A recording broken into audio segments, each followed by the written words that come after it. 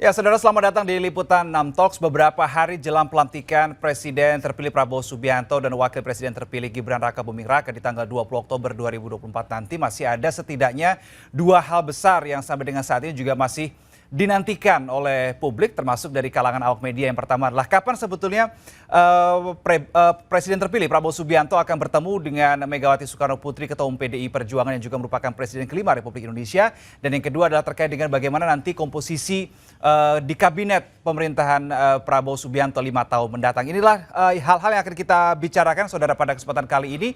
Dan pada kesempatan kali ini saya sudah terhubung dengan sejumlah narasumber yang tergabung lewat saluran Zoom. Saya akan sapa satu persatu. Yang pertama ada juru bicara PDI Perjuangan, Bang Chiko Hakim. Kemudian ada Direktur Eksekutif Trias Politika Strategis, Agung Baskoro. Selamat sore, Mas Agung, Bang Chiko. Selamat sore, Sore. Baik. Bang Chiko, Bang Rekso. Baik, terima kasih sudah meluangkan waktu, dan sebetulnya saudara kami juga sudah mengundang juru bicara Prabowo Subianto, Bang Dhanil Anzar Simanjuntak, dan juga Wasekjen Partai Gerindra Andi Wijaya, tapi keduanya masih belum bisa untuk bergabung di kesempatan kali ini. Maka pertanyaan pertama akan saya layangkan ke Bang Chiko. Jadi Bang Chiko, menjawab salah satu pertanyaan terbesar di publik pada kesempatan kali ini, kapan Bu Mega dan Pak Prabowo ini akan bertemu? Betulkah hal itu akan terrealisasi atau hanya sebatas wacana, hanya sebatas rencana, Mas? Kali ini sepertinya memang akan betul terrealisasi, tapi kita tunggu saja. Saya kasih bocoran ya. Boleh, boleh. Ditunggu aja antara tanggal 10 sampai tanggal 19 itu. Harapan kita semua, baik dari teman-teman di Partai Gerindra maupun PDI Perjuangan, dan juga kedua belah pihak yang akan bertemu, Bu Megawati dan Pak Prabowo, itu pertemuan akan dilakukan sebelum pelantikan presiden terpilih. Jadi kita tunggu, dan kami juga menyadari bahwa ini adalah suatu hal yang ditunggu seluruh masyarakat Indonesia, bangsa kita, betul-betul looking forward untuk melihat pertemuan kedua tokoh ini, Ibu Megawati Presiden kelima Republik Indonesia dan juga Pak Prabowo Presiden terpilih yang sebentar lagi akan dilantik. Itu yang bisa saya sampaikan sekarang. Oke, jadi sudah ada bocoran waktunya 10 sampai dengan 19 Oktober 2024. Rentangnya itu ya, Bang Chiko. Realisasinya kapan nih? Kita akan nantikan. Kira-kira begitu. Kira-kira Tapi begitu. jangan saya ditanya tiap hari habis itu. Nanti setiap tanggal kita teror nih, Bang. Hari ini bukan gitu. Bang Chiko, tapi oke, secara waktu sudah Anda bocorkan begitu ya, rentang waktunya 10 sampai dengan 19 Oktober. Pertanyaan berikutnya juga yang saya dengar juga nih Bang Chiko, yang menjadi alot ketemunya adalah soal pemilihan lokasi antara di Tegukumar, di Kertanegara, di Hambalang. Di mana kira-kira? Sudah ada bocoran atau ternyata nanti akan ada tempat keempat, tempat netral begitu? Enggak, sepertinya enggak akan menjadi alot terkait itu ya. Saya rasa suatu hal yang biasa, tetapi bagi kami juga enggak masalah. Tapi yang kami pahami dan bahkan kami dengar sendiri dari teman-teman dari Partai Gerindra, dari Bang Dhanil Anzar, tadi malam saya bertemu dengan yang bersangkutan. Pertemuan di rumah Bu Mega juga sesuatu hal yang tidak menjadi hal yang kagok untuk Pak Prabowo, karena Pak Prabowo ini kan bisa dibilang seperti adik kakak dengan Ibu Mega, dan Ibu Mega adalah kakaknya, dan Ibu Mega tentu adalah Presiden kelima Republik Indonesia. Pak Prabowo juga pernah menyambangi Pak Susilo Bambang Yudhoyono beberapa waktu lalu, jadi ini bukan suatu hal yang kemudian menjadi permasalahan, apalagi sepertinya nanti Bu Mega juga sudah akan mempersiapkan masakan-masakan khas buatan sendiri. Oh, berarti akan ada nasi goreng lagi di pertemuan nanti antara 10 sampai 19 Oktober, Mas? Iya, justru yang alot itu yang saya dengar justru alotnya karena menu apa yang akan disajikan itu yang menjadi tarik ulur tuh ya.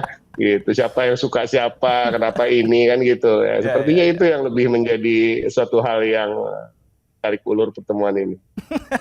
Oke, tapi kenapa harus sebelum momen pelantikan Pak Prabowo sebagai Presiden Republik Indonesia, Bang Chiko? Kenapa tidak mungkin setelah dilantik mungkin, atau kalau hari H pelantikan kan mungkin akan sibuk begitu. Kenapa harus sebelum dilantik timingnya? Ada bocoran juga mungkin? Yang pertama, apabila pas hari pelantikan tentunya sibuk, 1-2 hari setelahnya juga pastinya kan. Dan setelah dilantik kan Pak Prabowo ini sudah menyampaikan bahwa dia akan lepas landas, langsung take off untuk bagaimana caranya mengangkat kesejahteraan masyarakat, membangun negeri ini, menjadikan bangsa ini bangsa yang dipandang oleh dunia internasional, menjadi pemain di peta politik global dan lain-lain.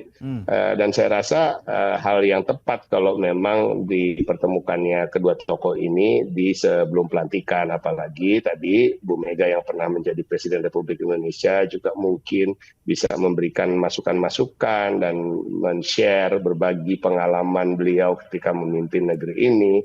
Dan saya rasa itu juga yang dinanti-nanti oleh Pak Prabowo, termasuk Ibu Mega tentu ingin sekali tahu apa yang akan dilakukan oleh Pak Prabowo pasca pelantikan, langsung hari pertama sampai hari ke-100, bahkan ke 5 tahun ke depan. Apakah itu sejalan dengan apa yang dicita-citakan oleh Bu Mega dan partai kami. Dan inilah yang saya rasa akan lebih menjadi topik pembicaraan. Sehingga sebenarnya dalam rentan waktu yang sekarang-sekarang ini, itulah yang tepat untuk beliau berdua bertemu. Oke, baik. Saya ingin ke Mas Agung Baskoro dulu. Jadi ketika tadi sudah disampaikan Mas Agung timingnya antara 10 sampai dengan 19 Oktober dan ini akan direalisasikan begitu sebelum pelantikan. Oke, ketika ini akan terjadi, apa yang bisa dimaknai secara politik, dari perspektif politik seperti apa Mas Agung? Pertemuan antara Pak Prabowo Subianto, Presiden terpilih, dan juga Ibu Megawati Soekarno Putri sebagai Ketua Umum PDIP sekaligus Presiden kelima Republik Indonesia. Iya, kalau dari Gerindra, clue yang lain adalah penyusunan komposisi kabinet selesai pada tanggal 15 atau H-5 sebelum pelantikan presiden. Oke. Jadi saya punya arahan ini di antara tanggal 10 sampai 15 ini supaya tahu di mana posisi PDIP, Mas Reno, Bang Ciko. Dugaan sementara ya, walaupun itu Oke. spekulatif. Karena Pak Dasko bilang H-5 sudah selesai semua komposisi menteri. Seperti itu. Jadi kalau saya melihat secara politik pertemuan ini perlu kita apresiasi, kita dorong agar segera terwujud. Kenapa? Karena ini penting untuk merekatkan kohesi sosial masyarakat kita ya. Kemudian menormalisasi relasi antar elit kita, baik secara langsung Ibu Mega dengan Pak Prabowo, PDIP dengan Gerindra. Dan yang kedua juga relasi institusionalnya juga antara PDIP yang pemenang Pileg, Gerindra pemenang Pilpres ini bagus ya.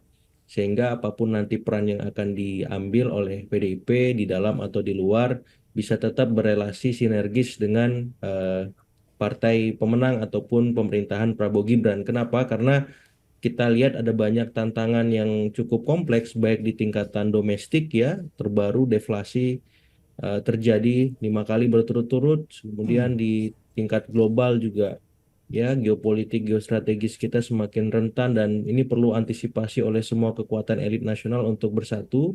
Tapi yang paling penting check and balances yang utama Mas Reno. Ini jangan kita lupakan karena check and balances inilah nafas yang membuat demokrasi kita bisa berjalan sampai sekarang dan itu juga yang membuat ya PDIP sebagai partai demokrasi Indonesia Perjuangan selalu berada di garis depan mengawal itu. Jadi saya berharap apapun pertemuannya yang paling penting check and balances tetap berjalan. Begitu Mas Reno. Oke, check and balances tetap berjalan. Tapi dengan adanya pertemuan antara Bu Mega dan juga Pak Prabowo nantinya jika sudah terjadi, kira-kira menurut prediksi Mas Agung akan ada yang panas dingin mungkin?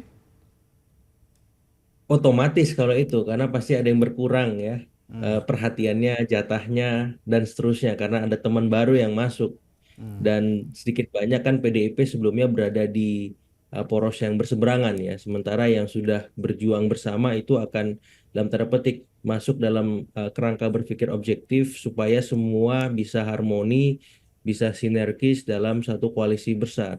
Tapi yang jelas terlepas dari siap ada yang senang ataupun tidak, saya kira semua pihak di tingkatan elit menunggu ya arahan pertemuan ini, apapun konsekuensinya, tapi pertemuan ini memang mesti terlaksana karena saya kira penting pasca Pilpres kita merelaksasi seluruh otot-otot politik kita supaya tidak hanya berpikir soal kepentingan-kepentingan pragmatis semata, tapi juga bisa ngomong jangka panjang ya, narasi yang lebih besar bagaimana Indonesia ke depan dalam kerangka apakah di luar ataupun di dalam pemerintahan. Ini penting. Sehingga ketika nanti berjalan fungsi-fungsi pemerintahan bisa berlangsung dengan substantif, begitu juga fungsi-fungsi ketika berada di luar pemerintahan, oposisi yang dimainkan adalah oposisi yang substantif ya. Posisi yang benar-benar sangat berkualitas, bukan sekedar tolak, bukan sekedar mengatakan tidak, atau ya akhirnya ya nggak berkualitas demokrasinya. Saya berharap apapun nanti peran yang terjadi di antara PDIP ataupun Gerindra, pertemuan ini memang harus terlaksana, tapi yang jelas tidak mengesampingkan ya hal-hal yang memang pokok yang menjadi nafas demokrasi kita, Mas Reno. Oke, saya ingin tanya ke Bang Ciko karena memang ada beberapa analisis yang saya kemudian baca. Di kesempatan kali ini saya mau konfirmasi juga ke Bang Ciko. Benar tidak pendapat ini bahwa ada dugaan kuat analisis yang mengatakan bahwa yang membuat pertemuan Bu Mega dan juga Pak Prabowo sulit untuk terjadi adalah salah satunya ada faktor Pak Jokowi di situ. Betulkah demikian, Bang Ciko? Saya nggak mendengar hal yang sama ya. Jadi pada prinsipnya memang mungkin penjadwalan ini begitu rumit, kan rumit lah kalau kita bisa katakan bahwa tidak bisa secepat seperti yang diinginkan semua pihak karena memang kesibukan keduanya. Ibu Mega kan sekarang juga sibuk sebagai pimpinan partai kami yang sedang hajatan pilkada seluruh Indonesia, ada 545 kabupaten kota hingga provinsi, sehingga ini juga memakan waktu beliau dan mengalihkan fokus beliau untuk ke pemenangan dari calon-calon kepala daerah yang kami usung, di mana PDI Perjuangan tentunya diketahui mengusung paling banyak calon kepala daerah dari kader dibandingkan dengan partai-partai lain, apalagi setelah adanya putusan MK nomor 60. Nah, yang kedua, kalaupun ada faktor-faktor di luar itu dan sering disebut ada faktor Pak Joko Widodo dan lain-lain, kami meyakini bahwa sosok sekelas Pak Prabowo Subianto tentunya apalagi sudah menjadi presiden yang terpilih tidak akan terlalu memikirkan dan tidak terlalu harus memikirkan hal-hal yang di luar kepentingan bangsa dan negara. Kalau kita melihat pertemuan antara kedua tokoh ini ada muatan kepentingan bagi bangsa dan negara, bagi rakyat juga, apalagi setelah adanya Pilpres dan Pileg yang begitu sengit pertarungannya, tentunya masih meninggalkan tensi-tensi yang cukup tinggi di masyarakat dan harapannya juga salah satunya dari outcome dari pertemuan ini adalah untuk menurunkan tensi tersebut. Saya rasa faktor-faktor di luar itu tidak terlalu dipikirkan oleh kedua belah pihak. Jadi kita rasa ini bukan menjadi penghalang, tetapi tadi yang saya sampaikan memang waktunya belum juga cocok, apalagi agenda keduanya begitu padat. Nah, mudah-mudahan aja dan kita tunggu apapun itu better late than never, ya kan? Lebih baik terlambat sedikit daripada tidak pernah. Oke, baik. Bang Ciko dan juga Mas Agung ternyata sudah bergabung juga bersama kami di saluran Zoom. Wasekjen Partai Gerindra Andi Wijaya juga baru saja bergabung. Mas Andi sudah bisa dengar suara saya? Bisa, Mas. Oke, Dengar suara saya? Mas Andi, terima kasih sudah meluangkan waktu untuk bergabung bersama kami. Ada Bang Ciko, ada Mas Agung. Tadi kita sudah ngobrol sekilas soal rencana pertemuan Bu Mega dan juga Pak Prabowo. Yang tadi versi Bang Ciko bocorannya adalah 10 sampai dengan 19 Oktober di antara tanggal itu. Jadi kalau Partai Gerindra mempersiapkan diri adanya pertemuan Pak Prabowo dan Bu Mega seperti apa, Mas Andi? Persiapannya biasa-biasa saja. Yang jelas substansi pertemuannya yang penting. Jadi kalau waktunya kapan menurut kami, yaitu tinggal kita atur saja. Rencananya sebelum pelantikan. Mungkin Mas Ciko sudah banyak memberikan bocoran-bocoran tadi. Tapi yang terpenting adalah isi pertemuannya ya, Mas. Bagaimanapun juga beliau berdua ini kan tokoh bangsa ya. Masing-masing ketua umum parpol besar, sama-sama presiden gitu. Jadi itu yang terpenting. Jadi diskusi terkait dengan Indonesia ke depan itu yang terpenting. Substansinya gitu, apa, Mas Andi? Kalau mungkin boleh dibocorkan, apa sih kira-kira? Ya kita tidak tahu ya. Yang paling tahu nanti akan soal kontennya apa adalah Pak Prabowo dan juga Bu Mega, karena memang nanti kedua tokoh ini akan bertemu. Tapi kira-kira yang menjadi harapan untuk substansi yang diperbincangkan oleh kedua tokoh ini apa, Mas Andi? Halo. Ya, Mas Andi bisa dengar suara saya? Oke. Jadi Ya, begini, ini kan pertemuan dua tokoh besar ya, ya. tokoh bangsa. Jadi yang pertama adalah Pak Prabowo dan Bu Mega ini udah lama tidak bertemu. Bahkan Pak Hasim udah bilang nunggu 2 tahun. Hmm. Jadi dari semenjak sebelum Pilpres sampai sekarang belum pernah bertemu. Pasti akan membicarakan sesuatu hal yang strategis bagi Indonesia ke depan. Bagaimanapun juga Indonesia ke depan ini tantangannya kan tidak ringan, Mas, gitu ya. Kita kan secara geopolitik ya tantangannya sangat besar ya, konflik di luar di Timur Tengah, kemudian konflik di Ukraine, ya, cost of fund-nya kan juga ada ya, cost of transportation. Jadi itu efek-efek dari konflik di luar. Ini bagaimanapun juga Pak Prabowo berkeinginan untuk melakukan sebuah konsolidasi nasional. Ya, kalau dengan Kim dan Kim Plus mungkin sudah selesai ya, tapi dengan PDIP ya, ini kan belum pernah dilakukan secara formal ya antara Pak Prabowo dan Bu Mega. Nah, ini hal-hal inilah yang akan menjadi pembicaraan secara strategis gitu. Ya, apalagi momennya adalah menjelang pelantikan Pak Prabowo. Ya, bagaimanapun juga Pak Prabowo ingin menjawab ya tantangan-tantangan tersebut plus visi misi sekaligus janji kampanye di depan rakyat yang itu bisa terselenggara dengan bagus, ya, dengan optimal. Nah, agar optimal kan ini perlu ini yang kedua nih, Pak Prabowo perlu nih meminta masukan ya dari para senior-senior terdahulu ya. Bu Mega ini presiden ke-5 ya, tentunya sudah berpengalaman ya dalam menjalankan pemerintahan sekaligus ketua umum partai pemenang pemilu ya. Dalam dinamikanya kebangsaan kan juga pasti sangat mewarnai. Nah, ini yang kedua ini adalah bagaimana Pak Prabowo ingin ya dalam tanda kutip berguru kepada Presiden ke-5 ya, bagaimana mungkin ya kalau tips-tips kecilnya seperti apa dalam memimpin pemerintahan ke depan. Oke. Jadi paling tidak ada dua hal itu, Mas. Ya, Mas Andi, saya tertarik ketika Anda tadi mengatakan akan membicarakan hal-hal yang strategis begitu untuk bangsa dan negara begitu karena dengan segala permasalahannya. Pertanyaan saya begini, strategis itu apakah juga di dalamnya itu kalau diterjemahkan adalah ajakan kepada PDI Perjuangan untuk gabung ke pemerintahan? Saya rasa ada ya. Tapi konteksnya begini, ini konteksnya ini adalah konteks membangun. Pak Prabowo ini kan tema besarnya kan gotong royong, ya, persatuan nasional. Ya, jangankan parpol, ormas aja diajak dalam membangun negara. Ya, kita ini kan nggak bisa sendirian, Mas, dalam membangun Indonesia ke depan. Ya, sering Pak Prabowo mungkin mengatakan 1.000 kawan kurang, ya, satu musuh terlalu banyak. Jadi salah satunya ya itu. Jadi nggak mungkin kita akan membuka front yang berseberangan gitu. Jadi membangun Indonesia ini kan harus bareng-bareng. Itu tadi. Jadi tantangannya itu besar. Itu tantangan di luar, Mas. Oke. Ya, kita sendiri kan ini jangan ditutup-tutupi ya. Misalnya pertumbuhan ekonomi seperti ini, ya, rupiah melemah seperti ini. Ini kan sebenarnya tantangan. Oke. Kan kita ini kan pengen berdaya, pengen menjadi negara besar, ya, pengen menjadi negara produsen. Ya, selama ini mungkin bisnis kita hanya banyak gali jual, tebang jual, sisanya konsumsi itu. Nah, ini kan kita pengen untuk bisa ya minimal masa dalam setahun 2 juta mobil nggak ada satupun merek Indonesia misalnya. Ini kan untuk menjawab tantangan itu kan perlu konsolidasi. Ya. Ya, perlu kita bicara. Ya, jadi kita gotong royong deh. Jadi tantangan kita ini bukan kita dengan siapa nih musuh kita di dalam negeri, tapi luar negeri gitu loh.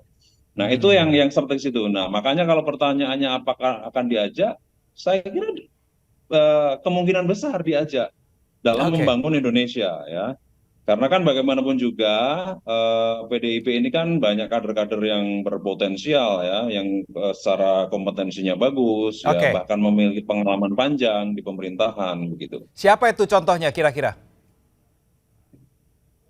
Kalau contoh ya media sudah tahu banyak lah ya. Jadi saya tidak masuk ke wilayah teknis itu, tapi bahwa Pak Prabowo akan mengajak Ibu Mega membangun bangsa dan negara iya. Gitu. Jangankan partai politik, ormas saja diajak Mas. Gitu. Jadi Oke. diajak bergotong royong, diajak membangun Indonesia ke depan. Jadi lebih ke situ ya. Bukan mungkin kalau banyak orang ngomong, wah ini untuk apa membungkam parlemen biar nggak kritis, biar nggak ada oposisi. Enggak sebenarnya. Itu terlalu pikiran terlalu sempit gitu. Jadi nggak sampai kayak gitu Oke, berpikirnya. baik. Saya ingin kembali ke Bang Ciko karena tadi Bang Ciko juga sempat spill gitu ya, nge-spill bahwa salah satu mungkin yang ingin diketahui ketika Bu Mega bertemu dengan Pak Prabowo adalah Bu Mega ingin mengetahui apakah hal-hal atau rencana kerja yang dimiliki oleh Pak Prabowo ini sudah sesuai dengan cita-cita Bu Mega secara pribadi ataupun secara PDIP, secara kepartean begitu. Apakah kemudian hal ini akan menjadi tolak ukur nantinya Bang Ciko ketika ada ajakan dari Pak Prabowo kemudian ketika itu sudah sesuai dengan cita-cita, oke, maka ini akan menjadi tolak ukur sikap PDIP akan berada di dalam atau di luar pemerintahan, Bang Ciko. Pasti gini, yang pertama saya ingin utarakan adalah PDI Perjuangan ini posisinya kan harus pasif. Karena memang kalau kita bicara soal ajakan itu kan harus datang dari presiden terpilih dan presidennya memilih menteri, apalagi memasukkan nama-nama ke kabinet, itu juga adalah hak prerogatif dari presiden. Betul. Dan PDI Perjuangan bukan dalam posisi untuk menyodorkan diri gitu. Jadi kita nggak mau berandai-andai terkait itu. Tadi sudah disampaikan oleh Bung Andi Wijaya bahwa memang pertemuan ini tentunya jangan juga kita reduksi terkait dengan pertemuan yang sifatnya teknis politik praktis, yaitu bagi-bagi kursi, kekuasaan, dan lain-lain. Tapi ini akan lebih bersifat global dan universal pembicaraannya, tentunya dengan tantangan-tantangan di masa depan yang begitu berat, situasi geopolitik yang tidak menentu dan lain-lain, dan juga tadi yang kita tidak bisa nafikan, rupiah yang melemah, harga bahan pokok yang begitu tinggi, biaya kuliah yang tinggi, hal-hal yang sifatnya langsung menyentuh ke masyarakat, dan ini yang menjadi perhatian khusus bagi Ibu Megawati Soekarno Putri tentunya sebagai partai pemimpin dari partai kami yang betul-betul mengedepankan kepentingan dari wong cilik. Nah, ini yang akan lebih dibicarakan. Tapi saya tertarik untuk membicarakan terkait dengan apakah akan bergabung atau tidak, ataukah akan mendukung atau tidak. Bergabung atau tidak, yang pasti PDI Perjuangan dan Ibu Megawati Soekarno Putri memiliki komitmen akan mendukung penuh pemerintahan ini. Mendukung penuh itu dalam arti tidak harus selalu berada di dalam kabinet. Nah, kalau kita bicara soal pemerintah yang kalau diterjemahkan dalam bahasa Inggris adalah government, ada 3 branches of government, ya kan, ada 3 cabang pemerintah, yaitu ada eksekutif, legislatif, dan yudikatif. Yang sudah pasti pemerintahan ini adalah satu ketika kita bicara soal 3 cabang ini. Kenapa? Karena memang apapun itu yang berada di kabinet tetap memerlukan approval dari yang berada di legislatif untuk mendapatkan approval dari kebijakan maupun anggaran dan lain-lain. Ada juga yudikatif yang sifatnya untuk penegakan hukum dan pengawalan bagi apa-apa yang dikerjakan di kedua branch yang lain, legislatif dan eksekutif itu. Dan yang sudah pasti PDI Perjuangan berada di branch legislatif, berada di cabang legislatif tersebut. Nah, kerjasama ini kan tidak harus selalu berarti seperti suara core ya, suara yang kalau satu pihak mengatakan sesuatu dan kemudian yang lain selalu pasti setuju. Kita melihat kerjasama ini juga adalah beradu argumen, beradu aspirasi yang tentunya berbeda dari setiap konstituen dari partai-partai politik, dan kami meyakini PDI Perjuangan tidak akan pernah mengkhianati kepercayaan yang diberikan oleh rakyat untuk tetap memperjuangkan hak-hak rakyat, memperjuangkan apa yang menjadi sesuai dengan garis ideologi kami. Dan itu tentu juga bagian dari pemerintah Pak Prabowo bila pada suatu waktu misalnya ada kebijakan yang kami rasa kurang tepat dan kami akan memberikan solusi-solusi alternatif untuk bisa dipertimbangkan. Dan kita lihat saja nanti, yang pasti saya ulangi, PDI Perjuangan dan Bu Megawati berdoa, berharap bahwa pemerintahan Pak Prabowo ke depan ini sukses. Jadi seperti juga masyarakat Indonesia, kita nggak boleh karena kita berbeda pilihan kemarin lalu kita berharap biar mampus aja atau biar gagal aja pemerintahan ke depan gitu, biar nanti nggak dipilih lagi. Ya janganlah, kalau kita gagal nanti semuanya bangkrut, semuanya nggak bisa sekolah, ya kan, dalam perjalanan 5 tahun udah keburu hancur negaranya. Tapi kembali itu bukan berarti selalu harus bersama di dalam branch eksekutif, tapi juga bisa berada di legislatif maupun yudikatif untuk sama-sama mengawal pemerintahan. Oke, saya kembali ke Mas Agung karena tadi Mas Agung juga sempat menyinggung terkait dengan check and balances. Ini yang menjadi salah satu concern dari Mas Agung soal berlangsungnya roda pemerintahan 5 tahun ke depan, begitu. Jangan sampai karena nantinya terlalu besar, check and balances akan menjadi minim begitu. Tapi tadi sudah dijawab oleh Bang Ciko sebetulnya.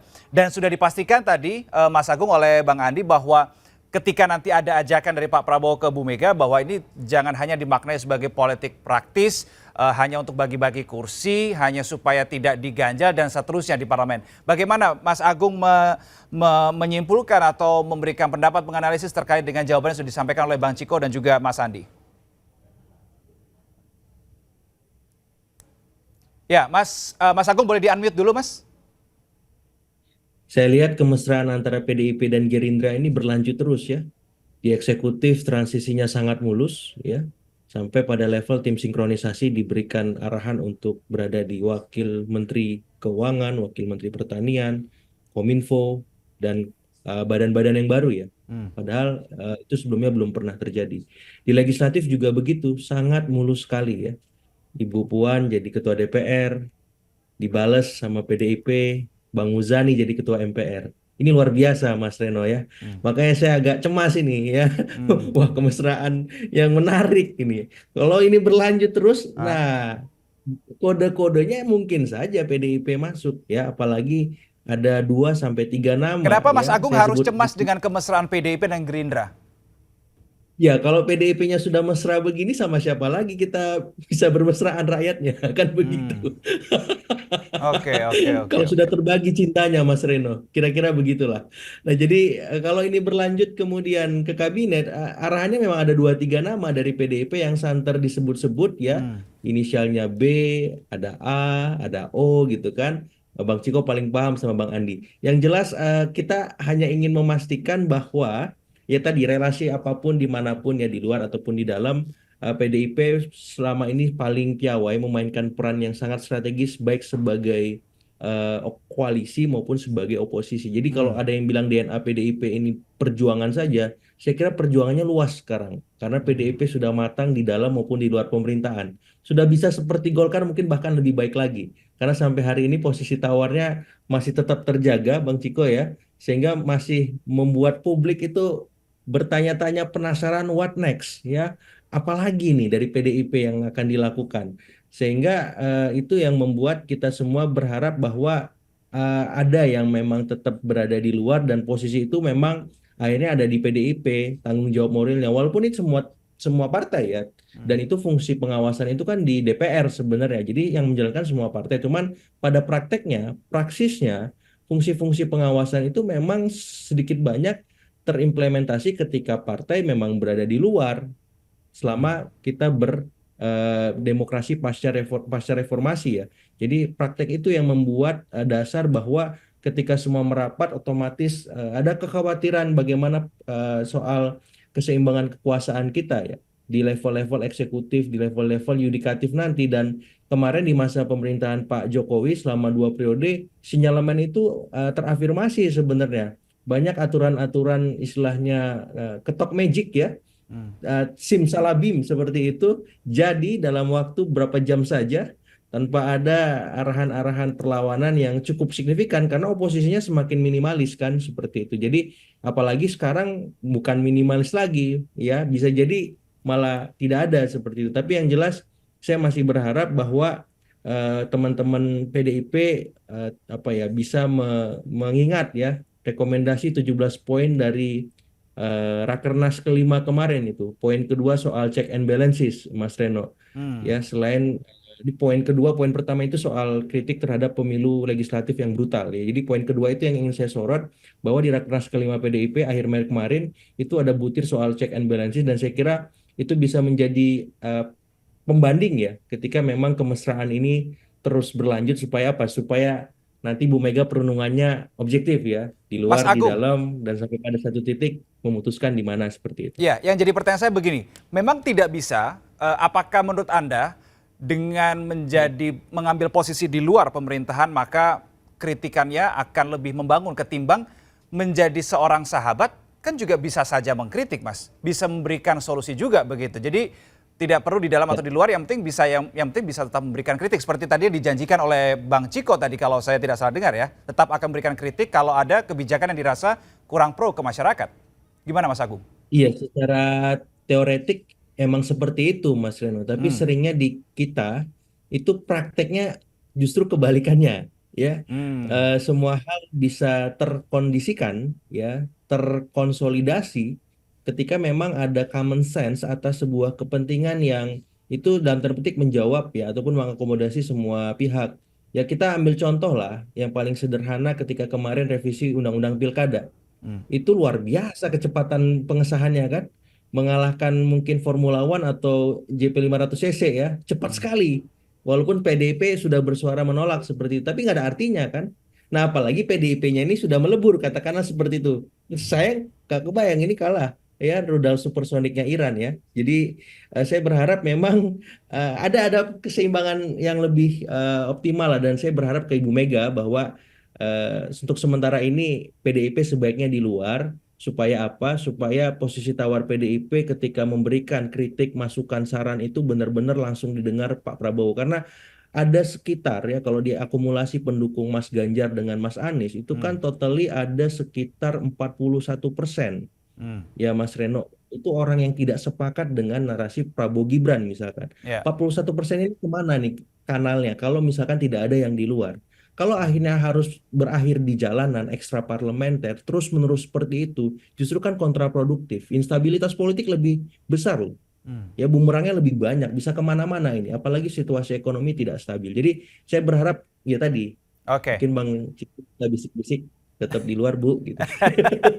Oke, sebelum ke Bang Ciko, saya ingin minta pendapat ke Bang Andi. Karena tadi Bang Andi bilang bahwa ketika ini rekonsiliasi semuanya berkonsolidasi, begitu bukan artinya serta-merta ini dianggap mengganjal dan seterusnya. Supaya tidak ada yang mengganggu, tidak ada yang mengganjal.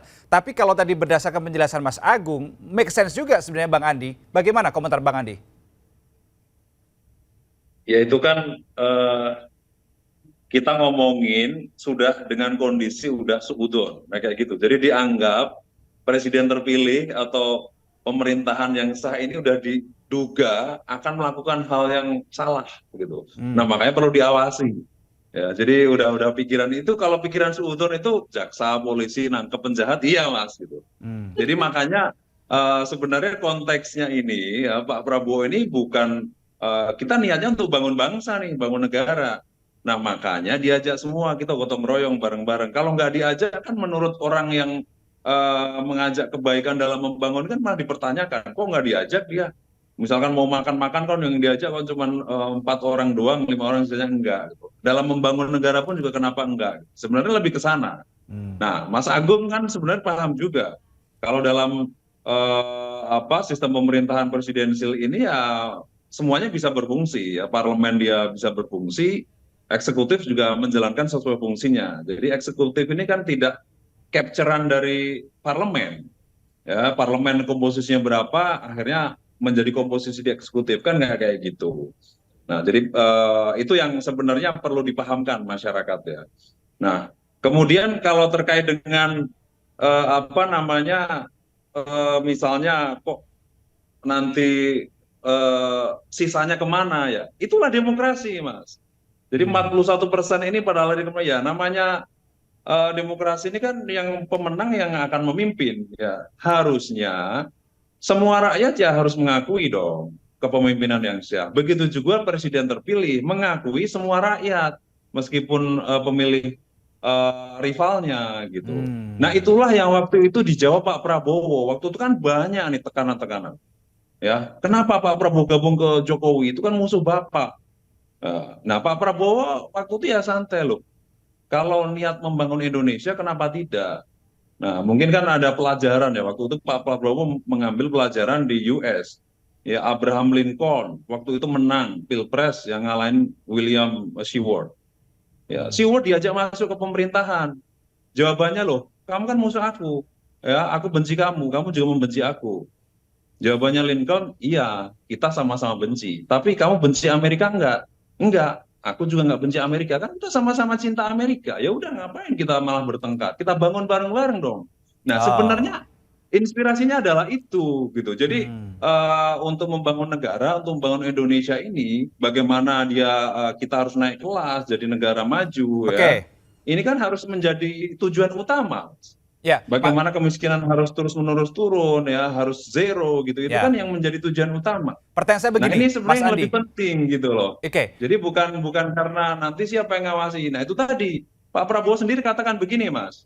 Di sebuah diklat, ini calon DPR terpilih di Hambalang ya, katakan di Hambalang. oke. Kalian kalau lihat program saya bagus, dukung saya. Kalau tidak bagus, Ya. silakan tinggalkan Ya, saya. saya ingat statement Jadi itu. itu kan sebenarnya tegas. Pak Prabowo ini kan ya parlemen tetap berfungsi sebagai check and balances. Apapun partainya boleh dong mengkritisi. Oke, Nah, mungkin baik. Mas Ciko juga bisa jawab. Tapi gini, PDIP itu Mas Andi, yang menjadi pertanyaan saya juga sebelum Ya. saya ke Bang Ciko ya, apa jaminan ketika nanti setelah dilantik sebagai presiden, kemudian ada sahabat, dalam arti berarti ini yang di dalam internal pemerintahan Pak Prabowo nantinya ya, kemudian sahabat ini memberikan masukan, Pak Prabowo sebaiknya A, B, C, D. Kemudian apa jaminan ini tidak akan, ya nggak akan ngambek lah dalam kata lainnya, bahasa mudahnya seperti itu, begitu? Is it a guarantee, Mas Jaminannya Andi? di DPR ini kan ada beberapa fungsi parlemen, Mas. Ya, di situ ada interpelasi, di situ ada angket, kan bisa digunakan. Oke. Ya, bisa digunakan oleh parlemen. Ya, ini misalkan kayak sekarang nih, misalnya pansus haji mau dibentuk. Ini kan larinya mau ke interpelasi terus ke angket ya. Ini contohnya ya, dulu zaman Pak SBY ada Senturi. Itu kan fungsi-fungsi check and balances di parlemen gitu. Jadi itu yang perlu dipahami masyarakat gitu ya. Oke. Jadi kalau misalkan kok DPR-nya kurang greget ya udahlah demo aja terus gitu. Kayak kemarin itu ya, sampai revisi undang-undang pilkada batal akhirnya. Nah, ini kan bisa dilakukan ya. Oke, baik. Saya ingin ke Bang Ciko tadi, ada pesan dari Mas Agung bisik-bisik ke Ibu Bang Ciko. Bagaimana Bang Ciko responsnya? Check and balance-nya supaya tetap ada begitu harapannya Mas Agung tadi. Iya, nanti dibisikin deh. Tapi pada prinsipnya gini, tadi kan saya sudah sampaikan ya bahwa ketika kami menyampaikan bahwa kami akan mendukung penuh, itu juga bisa artinya kita tetap berada di luar. Tapi kan kalau kita bicara soal koalisi atau oposisi, itu juga suatu hal yang sama-sama sesungguhnya membangun dan bergotong royong membangun bangsa, karena kita punya kesepakatan terhadap sistem demokrasi, dan memang sebuah keniscayaan dalam demokrasi itu tidak semuanya seragam. Demokrasi itu kan memang hakikatnya adalah keragaman dalam pilihan, termasuk keragaman dalam aspirasi. Saya cukup sepakat dengan apa yang disampaikan Mas Agung, tentunya perlu kanal bagi aspirasi yang berbeda dengan apa yang lahirkan dari kebijakan-kebijakan pemerintah misalnya. Pemerintah dalam hal ini eksekutif. Tetapi juga tadi saya sepakat juga dengan Mas Andi, karena ada mekanisme-mekanisme yang bisa melakukan kontrol seperti tadi ya, hak angket, interpelasi, dan lain-lain. Dan ini juga tidak terbatas pada partai-partai yang sudah menentukan dirinya masuk ke dalam kabinet atau bukan gitu. Dan ini pernah terjadi juga di era Pak SBY, ketika itu Partai Keadilan Sejahtera ceritanya dalam tanda kutip berada di dalam koalisinya Pak SBY, tapi kemudian bersama PDI Perjuangan ketika menolak kenaikan harga BBM. Nah, hal-hal ini juga bisa terjadi, dan tentunya masyarakat, civil society juga diharapkan berperan dalam menjaga pemerintahan ini. Tadi saya ingin menjawab sedikit juga tadi terkait dengan apa jaminannya apabila Pak Prabowo itu diberitahu oleh sahabatnya kemudian nggak ngambek atau kemudian tetap melakukan apa yang dia ingin lakukan. Ya itulah demokrasi, kenapa kita punya pembatasan masa jabatan 5 periode, sehingga itu juga bagian dari kontrol, itu juga bagian dari kesempatan bagi masyarakat untuk dalam tanda kutip menghukum siapapun itu yang telah dipilihnya 5 tahun yang lalu untuk tidak dipilih lagi. Dan kemudian dalam proses selama 5 tahun itu tadi juga disampaikan adanya hak-hak dari Dewan Perwakilan Rakyat untuk bisa untuk mengkoreksi perilaku dari eksekutif. Nah, ini juga mengapa saya lebih suka mengatakan bahwa yang disebut pemerintahan itu kan sebenarnya itu tadi 3 branch of government. Ada eksekutif, legislatif maupun yudikatif. Nah, kalau kita bicara soal kerjasama, semuanya sesungguhnya kerjasama. semuanya juga berada dalam satu pemerintahan yang sama, dalam satu periode pemerintahan yang sama. Dan kita tahu bagi PDI Perjuangan bukan masalah mendapatkan kursi di kabinet atau tidak, untuk bisa tetap maksimal membangun bangsa ini bersama. Karena kita lihat di legislatif kita sendiri selama ini dalam 10 tahun terakhir, di mana pemerintahan Presiden Joko Widodo itu juga adalah bagian dari yang didukung oleh PDI Perjuangan, namun anggota-anggota DPR kita tetap kritis, bukan hanya kritis setelah ada perbedaan pandangan politik ya, atau pilihan politik, tapi dari 5 tahun yang lalu juga anggota-anggota DPR kita tetap kritis terhadap kebijakan pemerintah yang kita anggap tidak pro pada rakyat. Oke, baik. 16 hari menuju pelantikan Prabowo Subianto sebagai Presiden Republik Indonesia yang ke-8. Karena kita sekarang diskusi di tanggal 4 Oktober. Saya ingin tahu ke Mas Andi, karena mungkin ini Mas Andi yang ya lebih banyak mendapatkan bocoran dari teman-teman mungkin, atau mungkin juga udah tahu sendiri. Sejauh mana Mas Andi proses atau update pembentukan kabinetnya Pak Prabowo 5 tahun mendatang sampai dengan saat ini? Pak Prabowo sekarang masih lakukan diskusi-diskusi ya, Mas, dengan beberapa tokoh, dengan beberapa person-person gitu untuk memastikan kabinet gitu ya. Jadi ya analoginya semacam memasang puzzle gitulah ya, pas kira-kira siapa gitu. Ya, Pak Dasko juga sudah yang mengatakan kan di media tuh targetnya 5 hari sebelum pelantikan sudah beres gitu. Itu target ya. Ya kita doakan aja semoga berjalan lancar dan bisa mulus gitu. Yang jelas sekarang tahapannya sedang itu Mas, sedang menyusun itu, komposisi itu. Nah, pertanyaan saya berikutnya, seberapa jauh Wakil Presiden terpilih Gibran Raka Buming Raka juga dilibatkan oleh Pak Prabowo dalam penentuan nama menteri ini? Ya pasti dilibatkan dong. Nah, ini kan pasangan capres-cawapres ya, komunikasi pasti ada. Dengan partai politik pendukung aja ada komunikasi gitu, apalagi dengan wapres terpilih ya pasti ada komunikasi. Nah bahkan mungkin ya penugasan khusus juga ada ya nanti untuk beberapa hal gitu. Kalau pelibatan ada Mas, nggak mungkin enggak itu. Oke, pasti ada dilibatkannya ya. Nah, yang beredar tadi sebenarnya di awal sudah disinggung sama Mas Agung tadi, tapi Mas Agung hanya ngomong inisial. Tapi kalau saya akan sebut nama karena ini sudah beredar di teman-teman media juga. Ada nama Oli Dono Kambe, Azwar Anas, dan Budi Gunawan yang diisukan masuk kabinet Pak Prabowo. Benar nggak sih, Mas Andi? Nah, itu semuanya di tangan Pak Prabowo, Mas. Jadi nggak mungkin saya akan mengiyakan atau mengenggakkan. Jadi nggak mungkin juga ya, karena itu selain itu prerogatif presiden ya, Mas. Nama-nama itu hanya ada di Pak Prabowo. Jadi menurut saya nggak tahu juga itu bisa beredar itu dari mana. Kita kan nggak ngerti juga ya. Apakah karena hanya tebak-tebak buah manggis ya, memprediksi-prediksi, tahu-tahu keluar di media apa atau di feed IG-nya media apa, kan memang banyak beredar. Jadi kalau saya nggak bisa dan bukan kewenangan saya untuk mengonfirmasi itu, Mas. Oke, saya ingin tanya ke Bang Ciko, karena Pak Said Abdullah bilang bahwa 3 nama itu masih menunggu keputusan dari DPP dan Bu Mega. Bang Ciko, yang namanya menunggu keputusan bisa dimaknai ini sedang dibahas di internal. Benarkah demikian, Bang Ciko? Sampai hari ini kami belum ada pembahasan terkait itu. Dan tadi sudah disampaikan oleh Pak Budi ya, bahwa memang satu yang kita pahami, tentu apabila ada permintaan pun dari Pak Prabowo untuk PDI Perjuangan merelakan kadernya untuk bergabung, tentunya saya akan dengar. Tapi sampai hari ini belum terdengar. Jadi kita lebih baik menunggu aja apa yang akan dibicarakan oleh Bu Mega dan Pak Prabowo nanti. Ya, karena gini, khususnya buat di PDI Perjuangan nih, kan sudah sering, apalagi kalau kita lihat dalam pilkada kemarin ya, ada nama-nama yang sepertinya menguat dan lain-lain, dan pada ujungnya kan kembali ke ibu bagi kami dan bagi semua kader yang namanya disebut tadi juga, untuk bisa diminta oleh pihak luar, termasuk dari pihak Pak Prabowo, tentunya juga harus di-approve oleh Ibu Megawati Soekarno Putri, karena itu juga adalah bagian dari penugasan partai kita.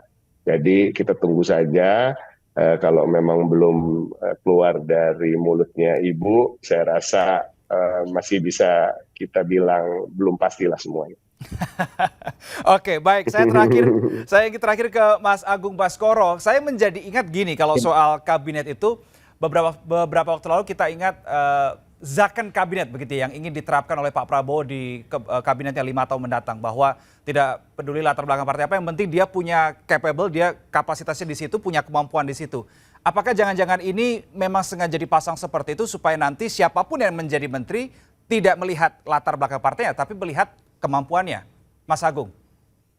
Iya, kalau saya memperluas pengertian zakon bukan sebatas dia pakar atau ahli ya, tapi juga punya nafas yang sama secara teknokratik dan secara publik ya, secara politik otomatis seperti itu. Sehingga memang akhirnya menguat nama-nama yang tadi saya kasih inisial ataupun nama-nama lain, memang akhirnya terjemahan dari 3 nafas itu secara publik, dia memang punya irisan yang kuat, bisa membawa harapan dan aspirasi publik, punya rekam jejak yang tinggi.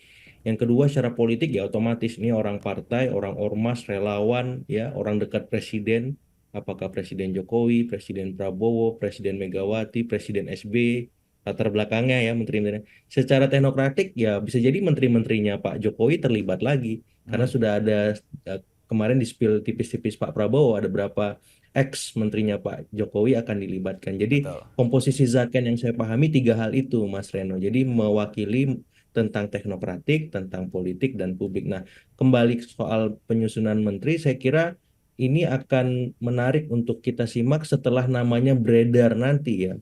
H-5 itu, saya berharap itu diflorkan saja di media, kita bedah bareng-bareng, kita kuliti rekam jejaknya.